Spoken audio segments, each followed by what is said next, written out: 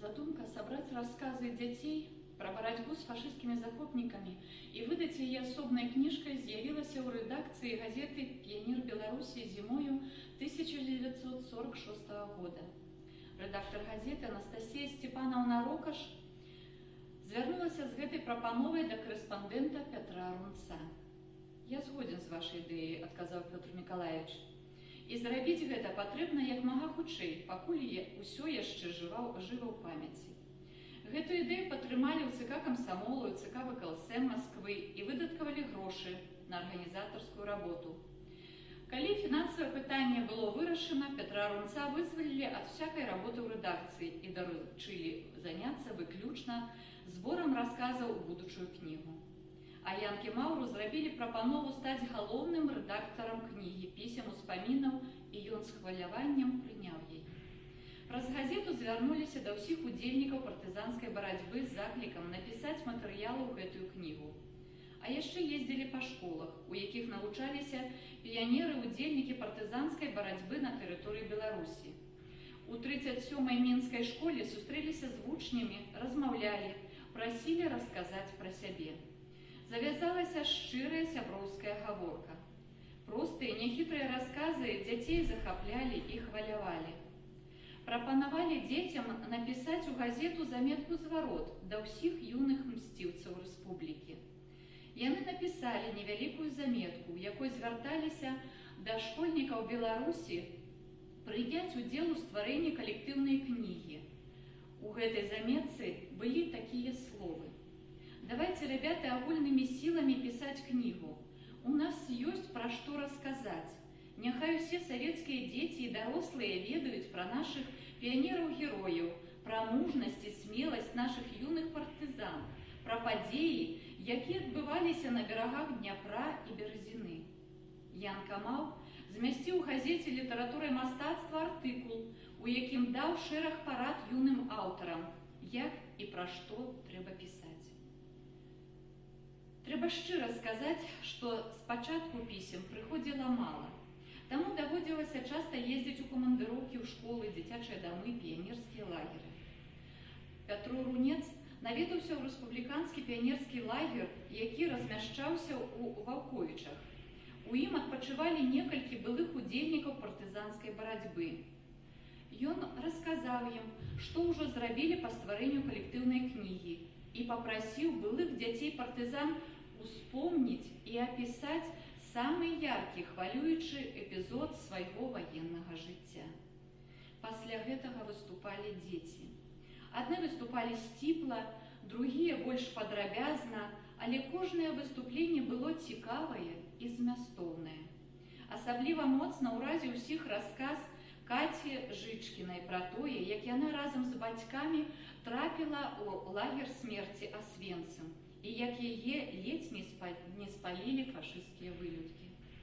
Яе расказ ухваляваў да глыбіні душы ўсіх слухаючых.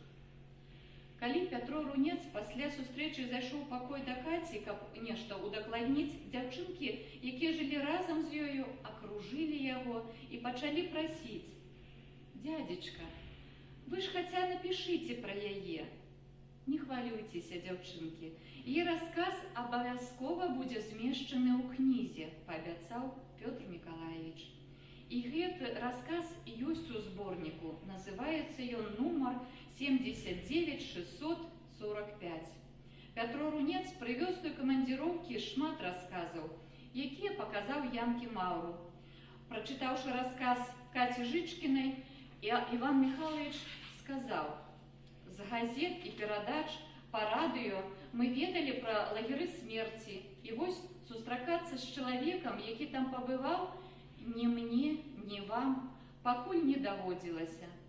Янка Маур параіў мне, каб, запісваючы расказы дзяцей, я вельмі старанна правяраў факты і удакладняў усё на месцы. Бо ў дакументальную кнігу не павінна трапіць ніводная недакладнасць. Кнігу будуць чытаць дзеці, і калі яны заўважаць хоць маленькую няпраўду, скажуць, што няпраўда ўся кніга. Наша кніга павінна быць крыштальна чыстай, як крынічная вада, праўдзівай, і дабіцца гэтага наш святы абавязак», – сказаў Іван Михайлович. Работа по сбору материалов у коллективную книгу ішла амаль 2 гады.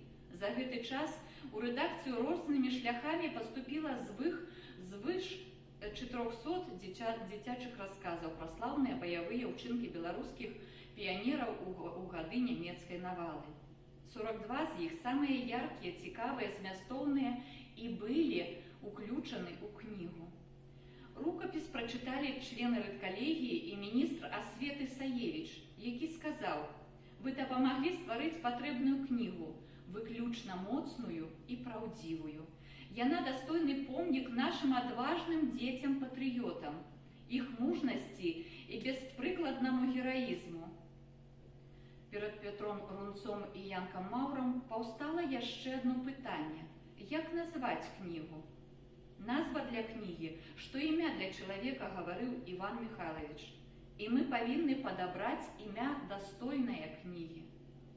Думалі доўга, і калі здавалася, што зашлі ў тупік, Пятро Рунец прапанаваў узяць першую частку лозунга «Ніколі не забудзем, нікому не даруем».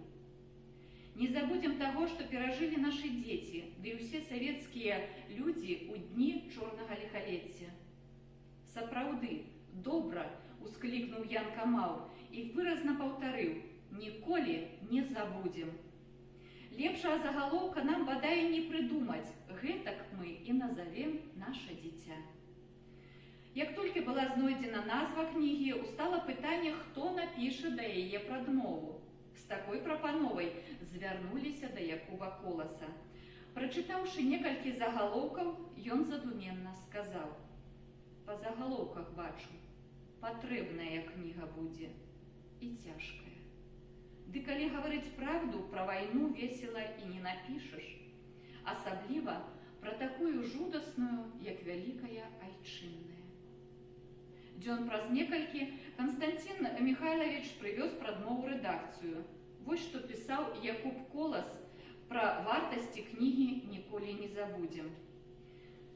Кніга паказвае велічнасць душы і патрыятызму ўсяго народа ў цэлым і ў прыватнасці яго гераічных дзяцей, смелых, вынаходлівых, бясстрашных, цвёрдых волей, мужна пераносячых нечуваныя пакуты, моцных сваёю верою і перамогаю над ворагам.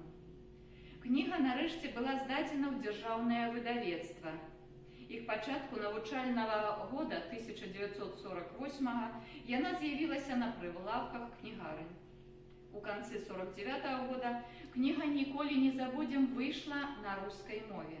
Апрача таго, была пераведзена кніга і на украінскую, кіргізскую, татарскую, казахскую, малдаўскую, а таксама на венгерскую і японскую мовы.